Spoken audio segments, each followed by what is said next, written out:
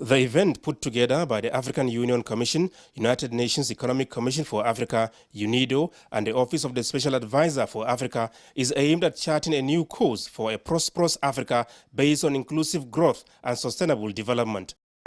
Very much in the forefront of Nigeria's industrial revolution.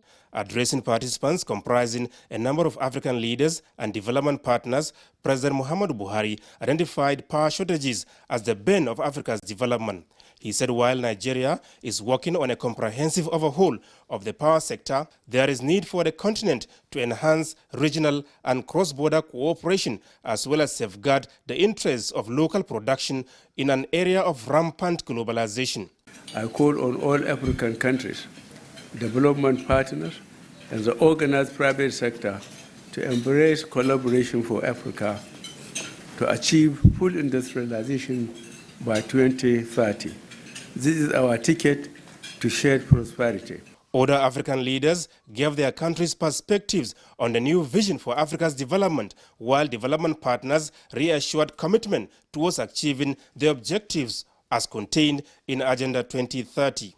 We can enable people across Africa to end poverty and usher in a better future for all. In short, Africa is ripe for industrialization. We need financing to really push that industrialization agenda, and you have our full commitment from the African Development Bank. The participants made a case for the UN General Assembly to pass a resolution for a decade of African industrialization 2016 to 2025. The bottom line of the joint communique issued at the end of the high-level dialogue coming on the threshold of the adoption of the Sustainable Development Goals is that Africa must industrialize.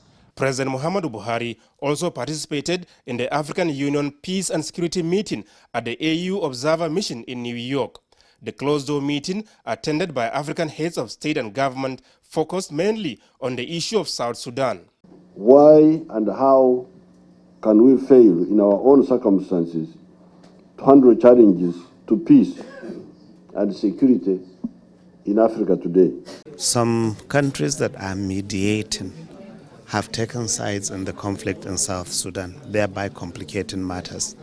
But coming as an honest broker, Nigeria, of course, wants to see South Sudan at peace, wants to see a cessation of violence. Peaceful coexistence is what we promote as a principle of our foreign policy.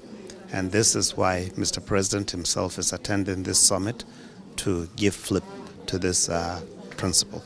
Former President Olusegun Obasanjo was also at the meeting, which lasted several hours. From New York, Adamu Sambu, NTA News.